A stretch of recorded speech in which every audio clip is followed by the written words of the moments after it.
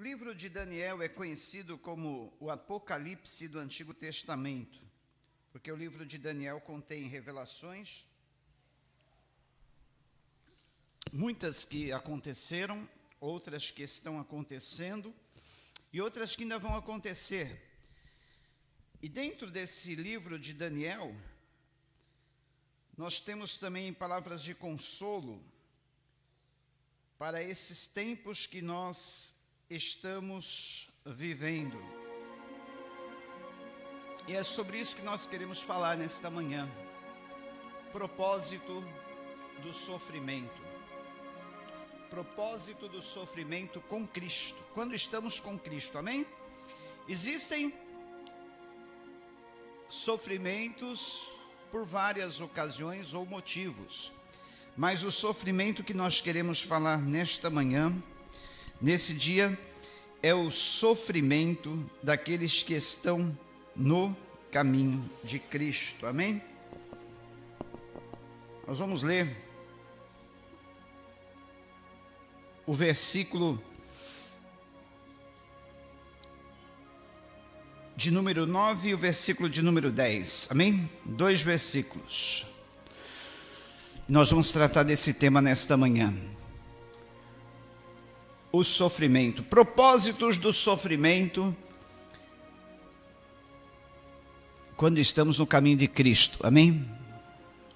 Se eu perguntar aqui, todos vão responder. Se eu perguntar quem sofre aqui, todos vão responder, sim, eu sofro, pastor. Uns de uma forma, outros de outra.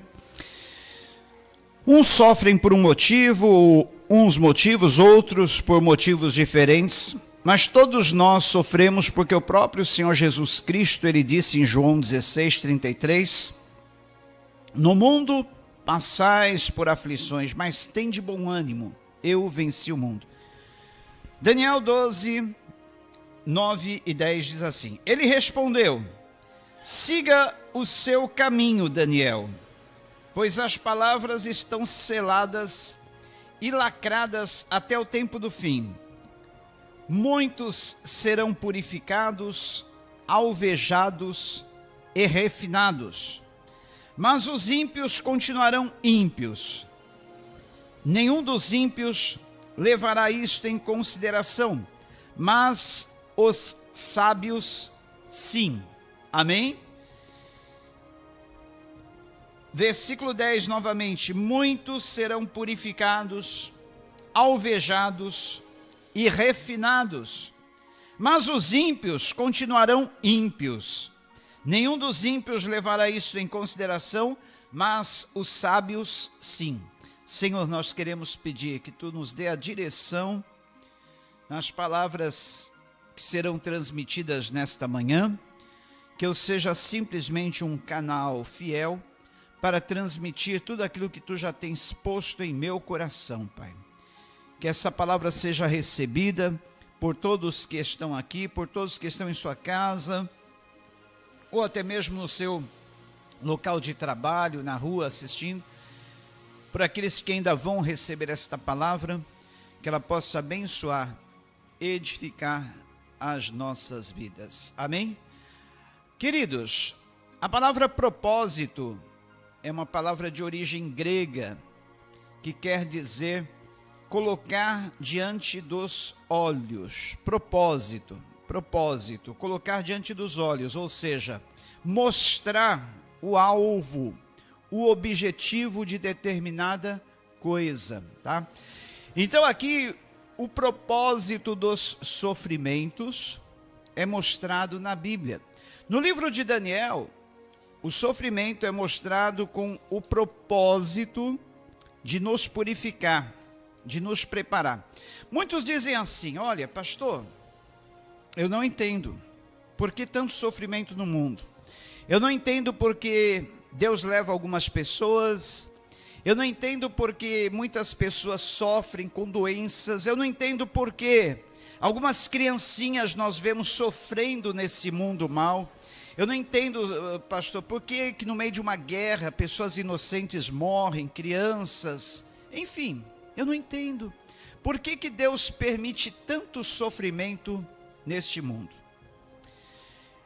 Queridos, entenda uma coisa. O diabo é um psicopata.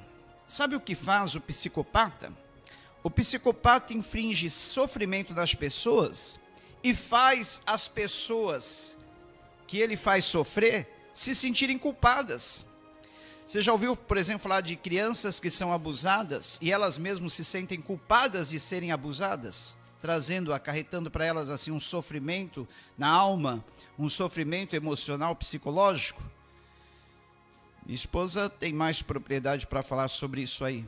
Mas é o que acontece. O psicopata inflige sofrimento nas pessoas e faz com que elas sintam-se culpadas por aquilo que elas estão sofrendo, por aquilo que elas estão sendo alvo. Entende? Aí o diabo o que faz? Através da tentação do diabo, o pecado entrou no mundo. E Deus havia avisado o primeiro casal. Deus havia avisado da seguinte forma: olha, vocês terão uma vida muito boa nesse jardim. Vocês terão uma vida gozando de todos os privilégios que esse jardim oferece. Vocês vão viver uma vida pacífica, uma vida tranquila, abençoada. Nada lhes faltará. Vocês podem comer de todas as árvores que estão no jardim, mas somente uma árvore, do fruto de uma árvore vocês não devem comer. É o fruto da árvore do conhecimento do bem e do mal. Pois certamente, no dia em que dele comeres, morrerás. Então, Deus colocou o primeiro casal no jardim, colocou também uma prova para eles. A prova era para ver se eles obedeceriam ao Senhor, de coração, de livre e espontânea vontade. O que aconteceu? O casal não passou na prova, era uma prova. Assim como temos várias provas na vida. Deus falou: olha, eu te dou isso, te dou isso, te dou aquilo, mas seja fiel, você vai ser abençoado em todas as coisas. E geralmente tem uma outra prova que nós tropeçamos e não conseguimos ser totalmente fiéis como o Senhor deseja. Mas o Senhor nos põe provas no caminho. E a Adão e a Eva, ele colocou essa prova para ver se o casal obedeceria. E o que aconteceu? O casal desobedecendo, o pecado entrou no mundo e através do pecado a morte. Então hoje, se existe morte, não é culpa de Deus. Não é Deus quem leva as pessoas, é a morte que entrou no mundo através do pecado. Se existe sofrimento, o culpado também não é Deus. Porque o sofrimento também entrou no mundo através do pecado. Se existe tanta maldade no mundo, tanta violência, o culpado não é Deus.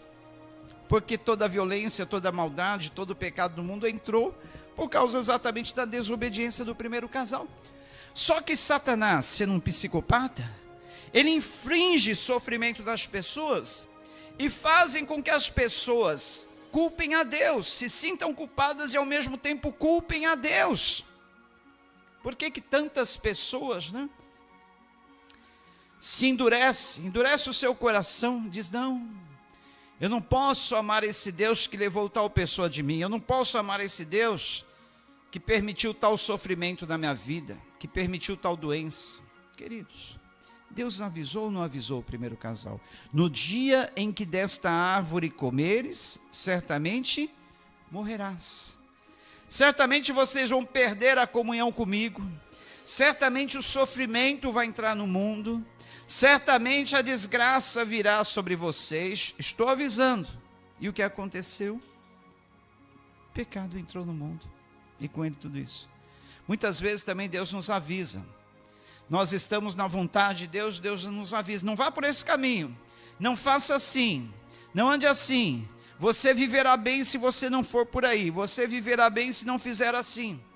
Mas nós temos escolhas. Dizem os entendidos que nós fazemos cerca de, no mínimo, 800 escolhas por dia.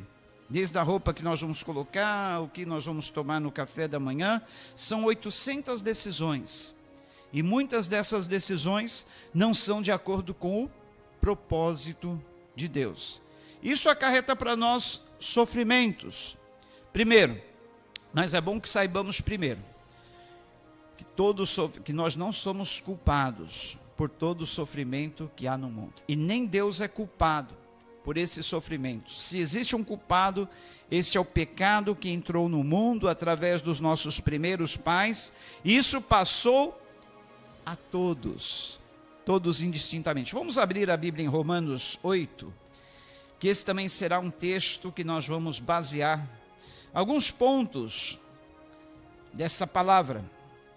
E o primeiro desses pontos é o seguinte: o sofrimento nos une a Cristo. Se eu perguntar aqui, quem que gosta de sofrer? Todos vão dizer, não, eu não gosto de sofrer. Quem que gosta de sofrer, né? Como é bom quando as coisas todas vão bem para nós, quando tudo dá certo, quando tudo está a mil maravilhas, não é bom? E ninguém gosta de sofrer, mas o sofrimento existe. E é bom saber que o primeiro propósito do sofrimento é nos unir a Cristo. Não há nada que nos une mais a Cristo do que o sofrimento. Sabia disso? O sofrimento tem o poder, a capacidade de nos unir a Cristo. Eu vou ler para vocês, Romanos 8,17. Olha o que diz Romanos 8,17. Se somos filhos, então somos herdeiros. Herdeiros de Deus e co-herdeiros com Cristo. Se de fato participamos dos seus sofrimentos, para que também participemos de sua glória. Olha só, a Bíblia nos diz, queridos, que nós somos filhos de Deus por adoção, e todo filho tem direito a uma herança, ainda que ele seja um filho adotivo. Ele tem direito a uma herança. E se Jesus é o Filho de Deus, logo nós somos co-herdeiros com Cristo, herdeiros juntamente com Cristo. Herdeiros do que, pastor? De toda sorte de bênçãos que Deus preparou para nós. Toda sorte de bênçãos, imagine, toda sorte de bênçãos. Olha, queridos, se através do pecado a morte entrou no mundo e passou a ser comum a todos os homens, Deus, por sua vez, no seu infinito grandioso amor, ele promoveu o antídoto para a morte. Ele promoveu o antídoto para o pecado. Se através do pecado a morte entrou no mundo, Deus, através da sua infinita bondade, preparou um antídoto, uma solução para o problema da morte e do pecado. E ele prometeu que todo aquele que nele crer, em Jesus, a morte não terá domínio sobre essa pessoa. Que todo aquele que crê em Jesus, ainda que esteja morto, viverá.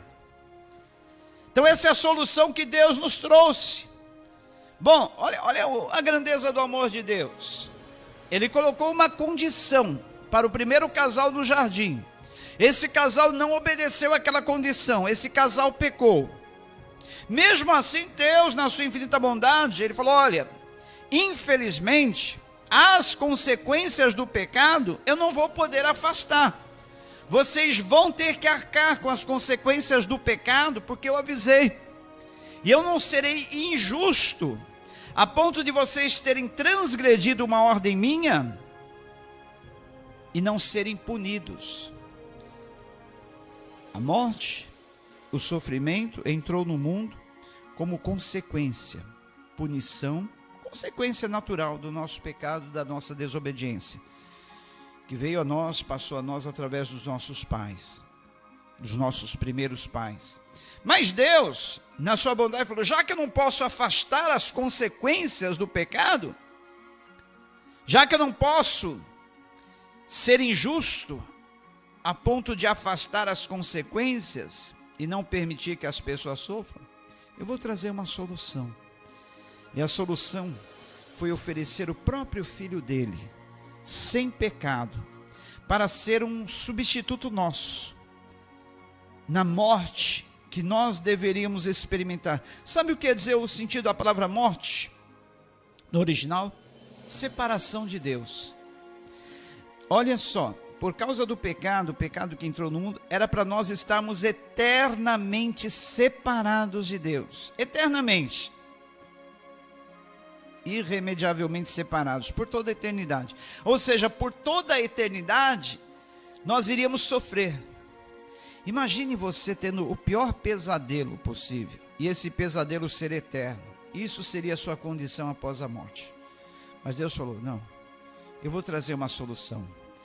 A morte eterna, que todo homem deveria experimentar, eu vou fazer com que o meu filho sofra todos os horrores da morte numa cruz, para ser um substituto no lugar de cada uma das pessoas que nele crerem.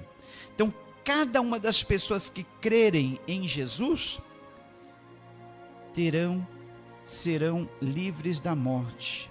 Jesus, o Filho de Deus, substitui-nos nesse sofrimento eterno, nesse sofrimento da morte. Olha, as agonias que Jesus passou antes do Calvário, durante o Calvário, em toda a sua crucificação, serviram para carregar todos os nossos pecados. E agora, através dessa solução que Deus promoveu, nós temos a promessa de uma glória futura, a promessa de uma eternidade gloriosa. E esse é o segundo propósito do sofrimento: nos prepararmos para essa glória por vir, que sobrepuja, está além de qualquer compreensão humana, que olho algum jamais viu, que ouvido jamais ouviu, que nenhuma mente humana foi até hoje capaz de imaginar.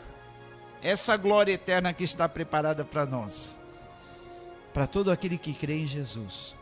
Então, se um dos propósitos do sofrimento, o primeiro propósito é nos unir a Cristo, o segundo propósito é nos preparar para essa glória eterna que nos está preparada. Porque a palavra de Deus diz, assim como nós somos participantes dos sofrimentos de Cristo, também seremos participantes dessa glória eterna.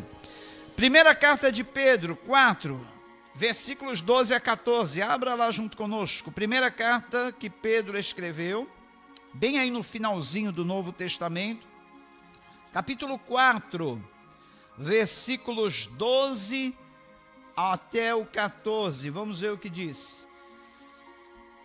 1 Pedro está quase um pouquinho antes do Apocalipse. Se você abrir aí no finalzinho no Apocalipse, você vai ter antes do Apocalipse as cartas de João, Judas, e aí temos primeira carta de Pedro, capítulo 4, versículos 12 a 14. Olha só o que diz, primeira carta de Pedro 4, 12 a 14. Amados, não se surpreendam com o fogo que surge entre vocês para os provar, como se algo estranho lhes estivesse acontecendo.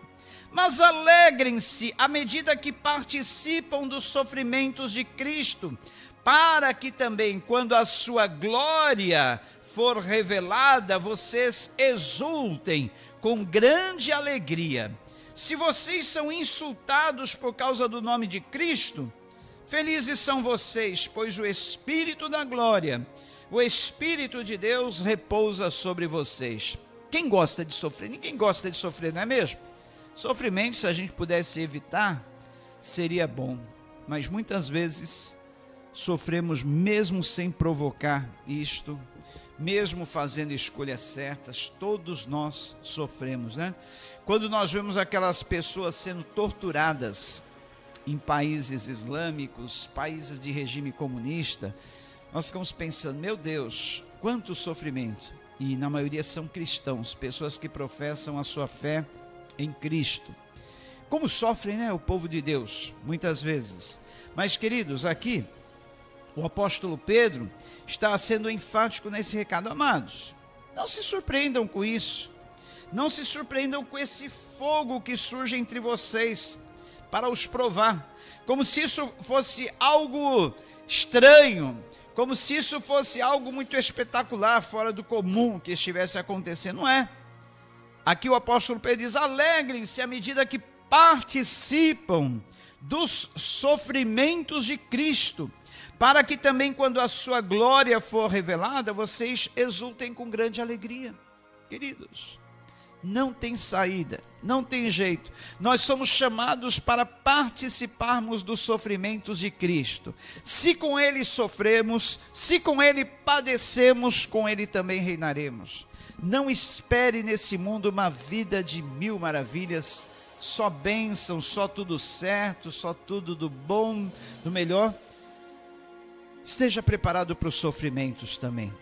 E muitas vezes os sofrimentos mais cruéis e terríveis. Ninguém gosta de sofrer, mas a palavra aqui é para nos alegrarmos com o sofrimento. Pois se somos participantes com Cristo dos seus sofrimentos, também o seremos na sua glória. Não tem como escapar disso. Eu sei que essa mensagem não é muito popular. Eu sei que a mensagem que a maioria das pessoas gostam de ouvir é: olha, você será sempre abençoado, olha, você sempre vai estar triunfando, olha, você sempre vai estar por cima, olha, você sempre vai estar prosperando, olha, as coisas vão sempre ir bem para vocês. Mas se eu fosse pregar assim, eu estaria pregando uma mentira, porque infelizmente, ou até mesmo, não sei se essa palavra infelizmente seria a palavra certa, mas a verdade é que nós sofremos neste mundo. Nós nascemos já fadados ao sofrimento. Primeiro, que nós já nascemos morrendo. À medida que nós vamos crescendo, nós também vamos morrendo. E ninguém gosta da morte, mas a morte é algo que passou a todos os homens. Nascemos, primeira coisa ao nascer que nós fazemos, o que é? Chorar. Nós já nascemos chorando, né? A criança geralmente leva aquele tapa no bumbum e ela já dá o primeiro choro dela. Poxa, mas estava tão bom aqui no ventre da minha mãe, agora, além de eu ter que sair desse bem bom, ainda já saio apanhando. Já nascemos apanhando, já nascemos sofrendo e enfrentamos as duras agruras da vida. É verdade, nós sofremos, enfrentamos. Mas queridos, aqui o apóstolo Pedro está dizendo que não é para a gente estranhar isso. O sofrimento é algo que está inerente a nós. O sofrimento é algo que todos nós temos que padecer. Não tem como. Uns de uma maneira, uns de outras maneiras, mas todos nós sofremos. Nascemos já fadados a isso. Mas, se da mesma forma como sofremos nesse mundo, com Cristo também reinaremos, triunfaremos. Olha só, se vocês são insultados por causa do nome de Cristo, felizes são vocês, pois o Espírito da glória, o Espírito de Deus, repousa sobre vocês. Olha, um dos sofrimentos do cristão nesse mundo é que o cristão não é compreendido, o cristão é insultado, o cristão é escarnecido, o cristão é zombado, caluniado. As pessoas falam mal de todas as formas. Falam que nós somos retrógrados, falam que nós somos atrasados, falam que nós somos contra o sistema, que nós somos contra tudo, que nós não respeitamos as diferenças, as ideologias, as formas contrárias de pensamento a nós. Não.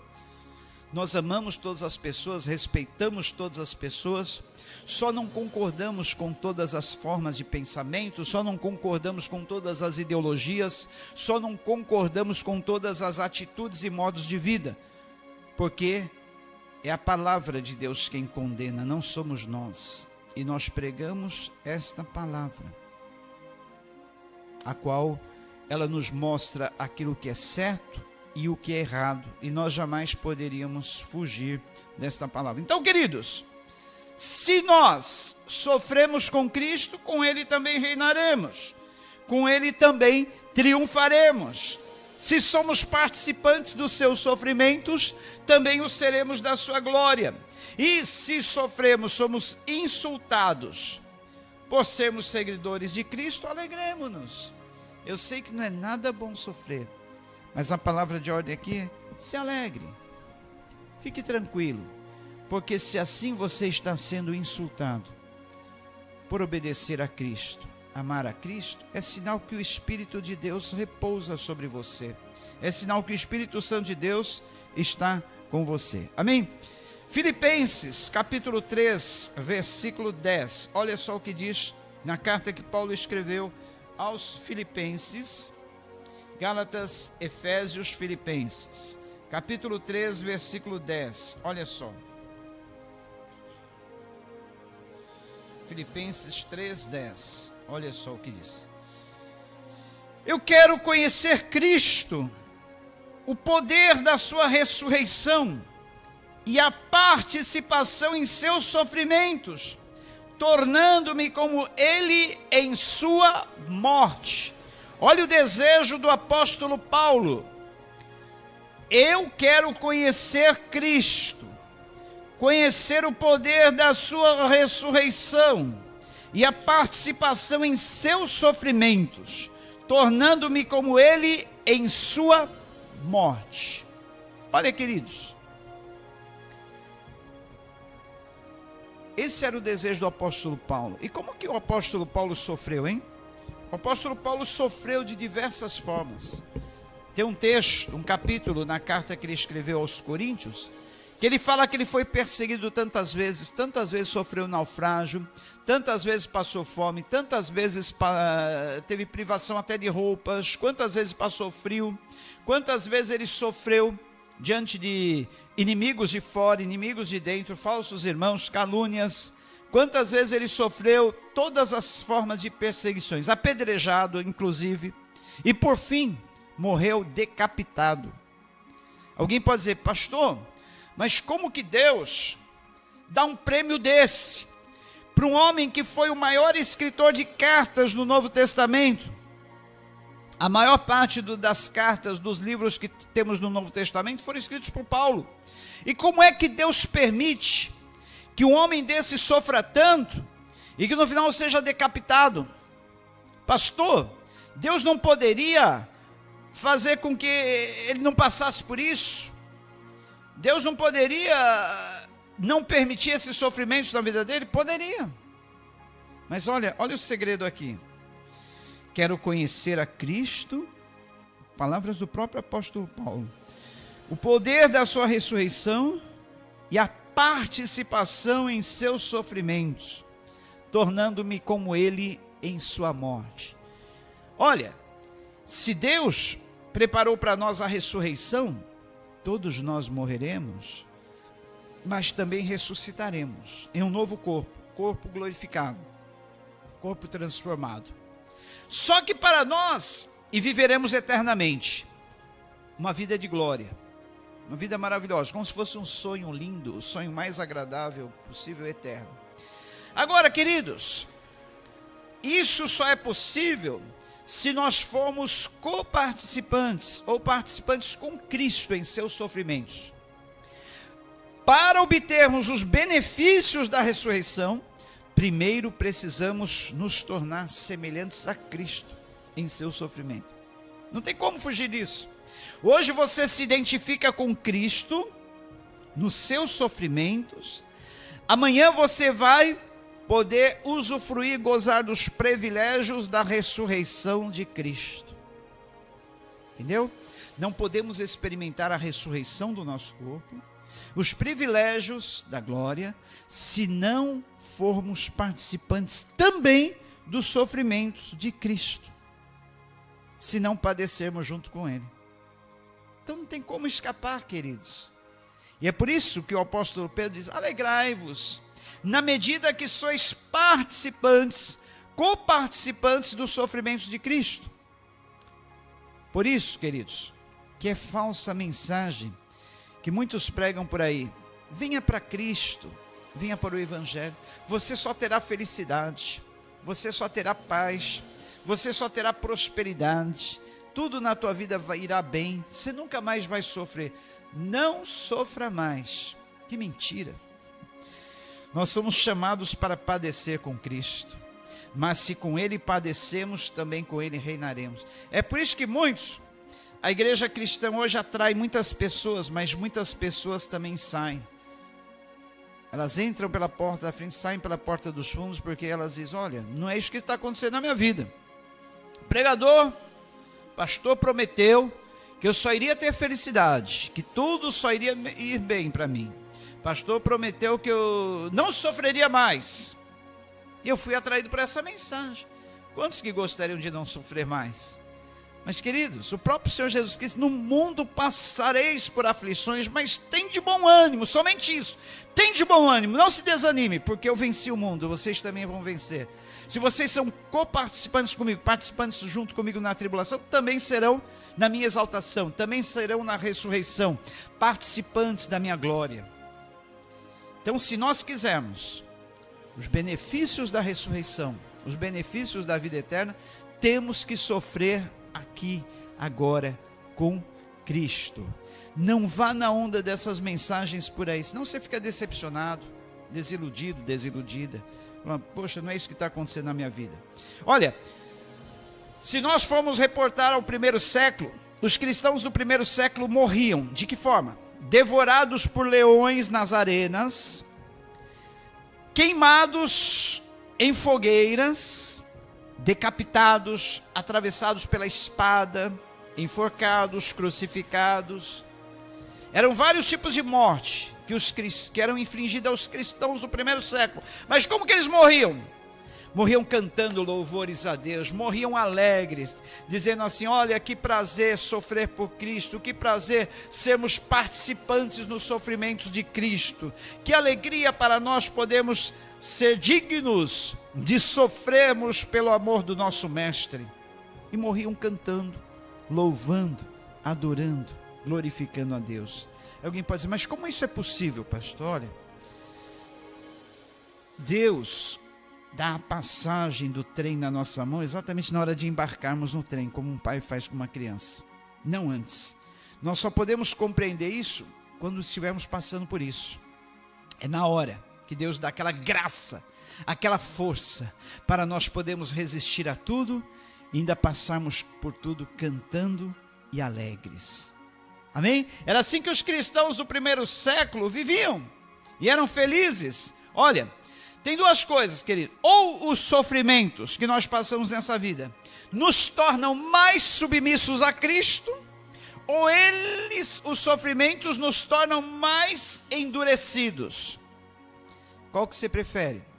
Através dos sofrimentos você ser mais submisso a Cristo, ou através dos sofrimentos você ter o seu coração mais endurecido? Disso dependerá a compreensão que nós temos do sofrimento. Se nós compreendermos que os sofrimentos nos tornam semelhantes a Cristo, parecidos com Cristo, e nos prepara também para a glória vindoura, a glória que há de vir, vamos passar pelos sofrimentos sendo submissos. Mas se nós não entendermos isso, vamos ficar com o coração endurecido, fazendo aquelas perguntas que eu mencionei no começo. Mas por que Deus permite tanto sofrimento na minha vida, nesse mundo? Mas por que Deus permite isso? Por que Deus permite aquilo? Não poderia sempre dar tudo certo? Olha, não há nada que nos una mais a Cristo do que os sofrimentos. Romanos, ainda no capítulo 8, agora no versículo 18, olha só o que diz. Romanos 8, 18. Compreenda. Considero que os sofrimentos atuais não podem ser comparados com a glória que em nós será revelada. Olha, eu vou repetir: eu considero, Paulo diz, que os sofrimentos atuais não podem ser comparados com a glória que em nós será revelada. A natureza criada, assim como nós, vocês sabem que a natureza também sofre e geme, né? Então a natureza criada aguarda com grande expectativa que os filhos de Deus sejam revelados, pois ela foi submetida à vaidade, não pela sua própria escolha, mas por causa da vontade daquele que a sujeitou, na esperança de que a própria natureza criada será libertada da escravidão, da decadência em que se encontra, recebendo a gloriosa liberdade dos filhos de Deus. Sabemos que toda a natureza criada geme até agora, como em dores de parto, E não só isso, mas nós mesmos, que temos os primeiros frutos do Espírito, gememos interiormente, esperando ansiosamente nossa adoção como filhos, a redenção do nosso corpo, pois nessa esperança somos salvos. Mas esperança que se vê não é esperança. Quem espera por aquilo que está vendo, mas se esperamos o que ainda não vemos, aguardamo-lo pacientemente. Da mesma forma, queridos, o Espírito nos ajuda em nossa fraqueza, pois não sabemos como orar, mas o próprio Espírito intercede por nós com gemidos inexprimíveis. E aquele que sonda os corações conhece a intenção do Espírito, porque o Espírito intercede pelos santos de acordo com a vontade de Deus. Olha, terceiro ponto, a respeito dos sofrimentos. Primeiro, lembrem-se, os sofrimentos nos unem a Cristo. Segundo, existe uma glória eterna que não se compara com esse sofrimento, com isso que nós estamos padecendo aqui. Terceiro, se sofremos, Cristo está conosco. Cristo não nos desampara nunca. Ele foi aos céus, mas ele falou: olha, filhinhos, eu não vos deixarei órfãos, não. Eu sei que a luta vai ser dura para vocês, vai ser pesada. Por isso vocês não podem ficar sozinhos nesse mundo, vocês não podem ficar órfãos. Eu vou enviar para vocês o meu Espírito Consolador. Ele estará com vocês e em vocês. Sabe essa coisa gostosa que você sente dentro de si, que a gente sente, que no meio daquela tribulação, daquela dor, a gente sente um consolo que vem lá de dentro. A gente sente palavras brotando lá dentro de nós, como se alguém estivesse falando conosco, no nosso ouvido, no nosso coração. Calma, vai dar tudo certo, calma, eu estou contigo, calma, não chore, calma, não se desespere, calma, você vai sair dessa, calma, eu tenho uma saída. Você sente essa palavra dentro de você, é o Espírito Santo Consolador. Às vezes ele usa pessoas para falar com você. Às vezes você abre a própria palavra, se sente ali Deus falando com você através do seu Espírito Santo. Às vezes ele usa circunstâncias, mas o Espírito Santo está atuante nesse mundo, ele está atuante em nossas vidas, ele está atuante em nós, ele está sempre nos consolando, porque a promessa do Senhor Jesus Cristo: eu vou ao Pai, mas eu vos deixarei o meu Espírito Consolador, o meu Espírito da promessa.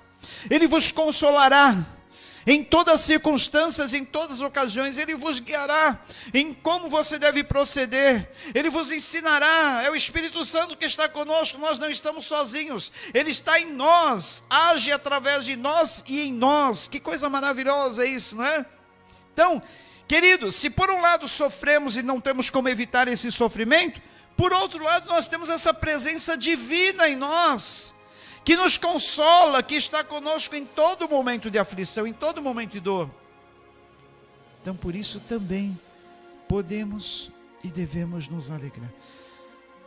Ai, que bom que eu não estou sozinho nessa guerra. Que bom que eu não estou sozinho nessa luta. O Espírito de Deus está comigo. E é Ele que me fortalece, é Ele que me dá ânimo, é Ele que me dá graça, é Ele que me dá força para me vencer, superar todas essas tribulações. É Ele que me orienta, me ensina e me consola. O Espírito Santo de Deus, o Espírito Santo da promessa. E olha, queridos, a Bíblia diz aqui nesse texto que nós lemos, que Deus, olha só, a natureza criada aguarda com grande expectativa, ela espera essa redenção, esse livramento. Até a natureza, você vê como a natureza sofre, né? A natureza sofre de todas as formas, a natureza geme junto conosco, por causa exatamente desse sofrimento que está o mundo. Então a natureza criada aguarda com grande expectativa que os filhos de Deus sejam revelados, pois ela foi submetida a vaidade, não pela própria escolha, mas por causa da vontade daquele que a sujeitou, na esperança de que a própria natureza criada seja libertada da escravidão, da decadência em que se encontra, recebendo a gloriosa liberdade dos filhos de Deus. Olha, nos tempos antigos, o povo de Israel foi escravo no Egito, foi submetido àquela escravidão do Egito. Depois de terem saído do Egito, estarem na terra da promessa, foram submetidos à escravidão, o exílio na Babilônia. Hoje nós temos um outro tipo de sofrimento que nos é imposto, como se fosse uma escravidão, como se fosse um sofrimento, da mesma forma como o povo de Israel foi submetido lá no Egito e na Babilônia. Hoje nós sofremos o problema da corrupção.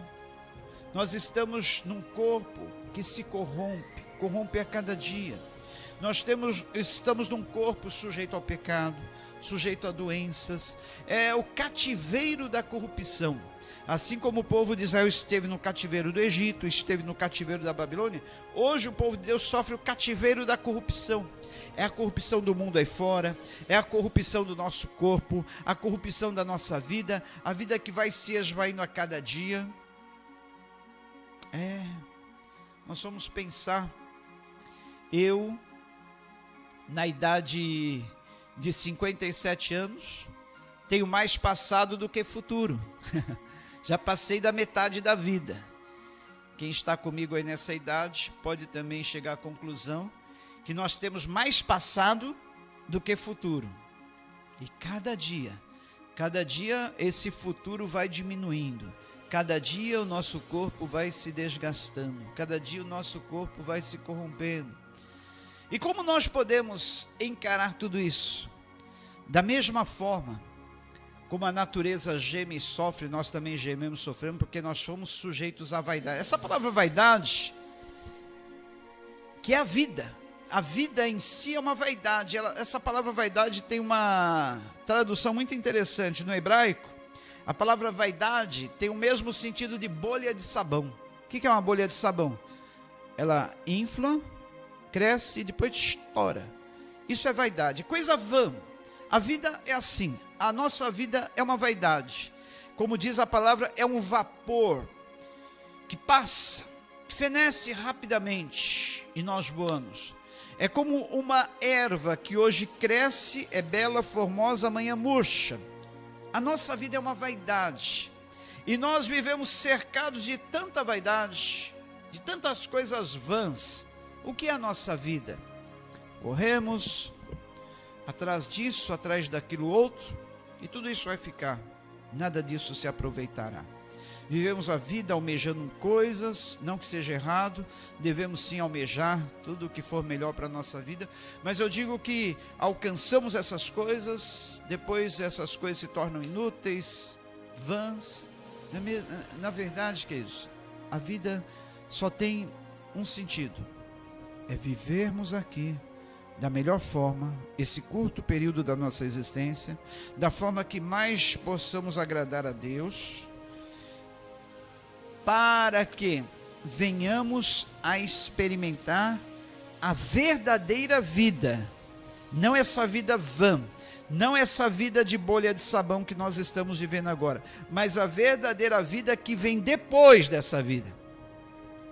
É assim que nós devemos viver essa nossa curta existência, nos preparando para essa eternidade, que será realmente a verdadeira vida que nós experimentaremos. Entendeu, queridos?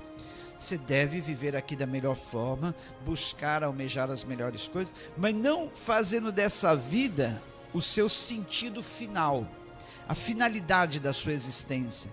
A finalidade da nossa existência aqui é vivermos, gozarmos a Deus da melhor forma possível, vivemos da forma mais correta para nos prepararmos para a verdadeira vida que vem depois, que não é essa. Amém? Esse é o sentido da vida, porque senão ficaremos frustrados. Sabia que a maioria das pessoas que se suicidam, 80 a 90% das pessoas que se suicidam são pessoas ricas, que tinham de tudo, alcançaram tudo, porque chegaram a um patamar da sua existência, que alcançaram tudo o que elas podiam almejar, não resta mais nada para ter, tudo que elas querem tem, só que aquele vazio da existência não passa, continua, E a pessoa vê que na verdade a vida dela foi uma vaidade, uma bolha de sabão, como diz a palavra, o sentido da palavra no original hebraico, vaidade, bolha de sabão.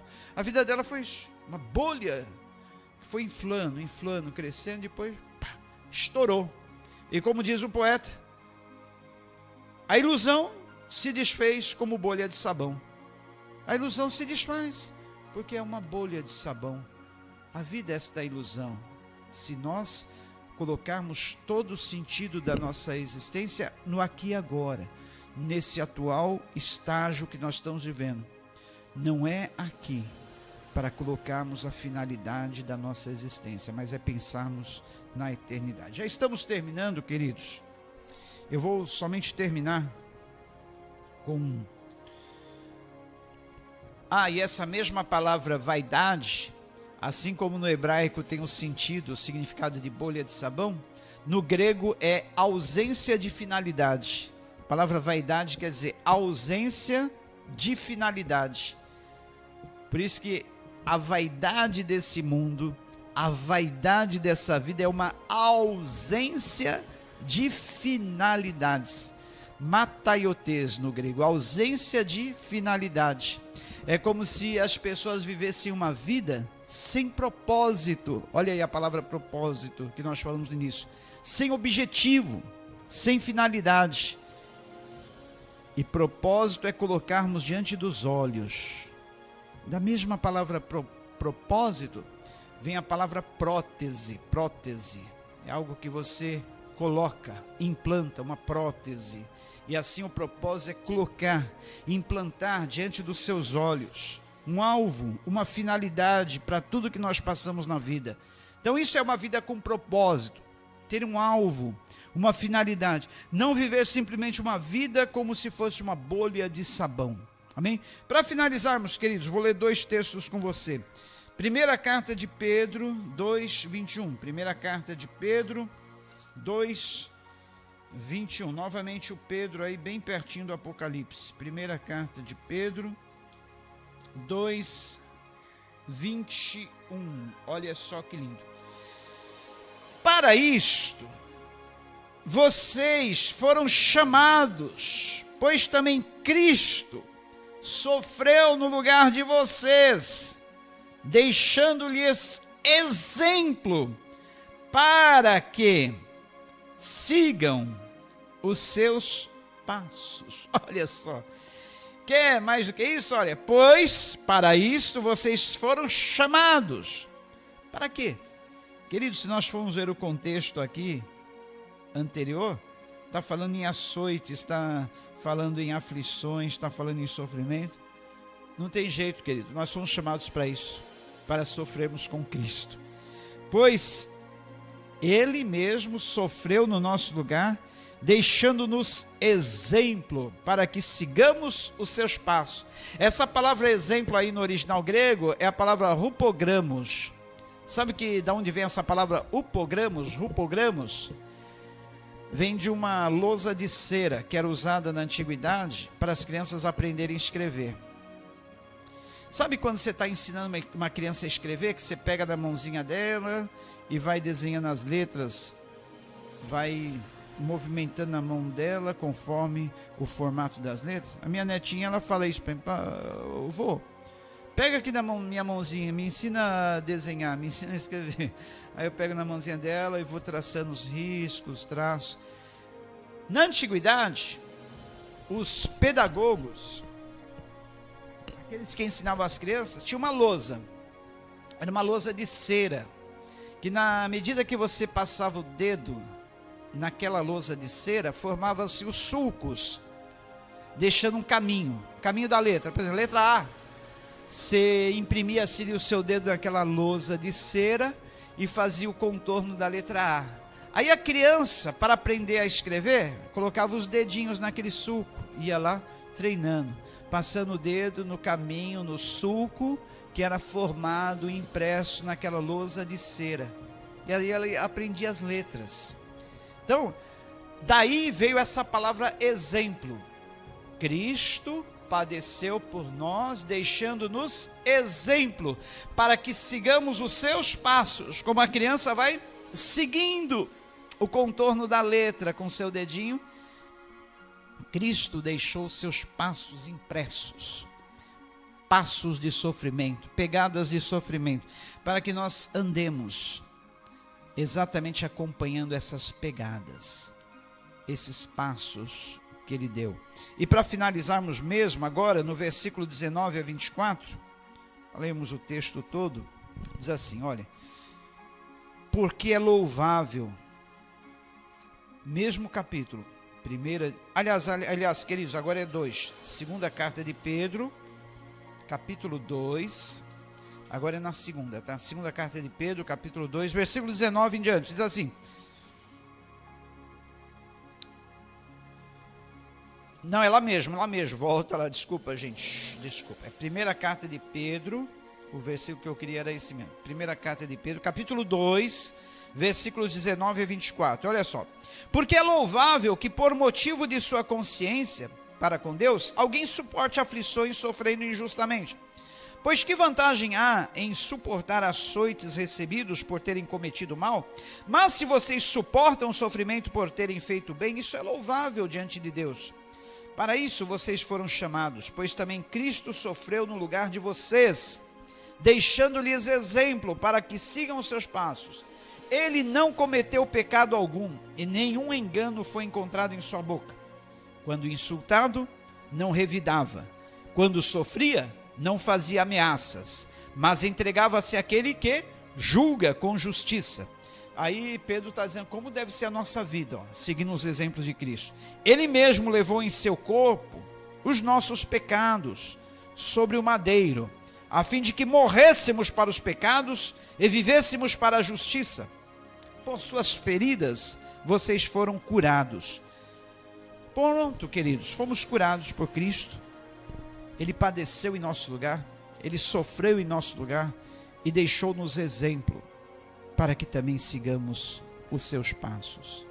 E esse exemplo que ele deixou na cruz, ele pediu que sempre nós nos lembrássemos, que não saísse da nossa memória, não saísse da nossa vida esse exemplo. Para isso foi instituído esse memorial que nós vamos celebrar nessa manhã, o memorial da ceia, que é para lembrarmos destes sofrimentos de Cristo, desse exemplo que ele nos deixou, da sua morte na cruz, para que nós possamos também seguirmos os seus passos e morrermos também para nós mesmos. Amém, queridos? Como eu disse, essa mensagem não é popular nos dias de hoje, mas eu estou pouco me importando em pregar uma mensagem popular. A minha preocupação é pregar uma mensagem verdadeira, a verdadeira mensagem. Ainda que nem todos venham curtir, ainda nem todos venham aplaudir, a gente não precisa disso. A gente só precisa estar com a nossa mente tranquila de termos cumprido o dever e pregado a verdadeira mensagem. Amém? A consciência tranquila.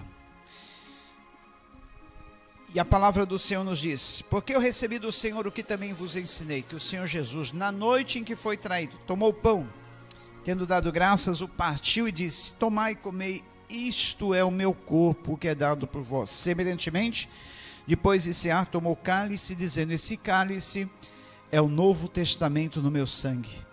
Fazei isso todas as vezes que o beberdes, em memória de mim. Então, em memória ao Senhor, lembrando do sacrifício dele na cruz, nós participamos deste ato, comendo e bebendo, comendo do pão e bebendo do cálice do Senhor, representando o seu corpo e o seu corpo e o seu sangue vertido por nós na cruz. Podem distribuir, e os que vão participar podem ficar em pé, tá? E segurarem os elementos enquanto nós vamos estar orando e abençoando, consagrando esses elementos ao Senhor. A Bíblia nos diz: tomai e comei dele todos, porque isto é o meu corpo que é dado por vós. Tá? Examine-se, pois, o homem a si mesmo, depois coma do pão e beba do cálice. Examine-se, pois, o homem a si mesmo.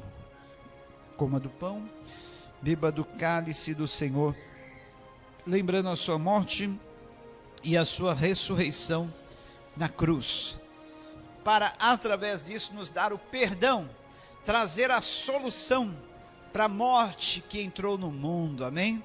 Se a morte entrou no mundo pelo pecado, Deus trouxe-nos a solução através da sua morte de cruz. Ele morreu a nossa morte, para que nós pudéssemos viver a sua vida, amém? Louvamos ao Senhor por tudo nesta manhã. Tá. Vai lá, né? Tá. Deus abençoe. Pode ir. Louvamos ao Senhor nesta manhã, adorando, que Ele é bom e a sua misericórdia é para sempre. Amém. Glória a Deus. Glórias ao Senhor. Obrigado.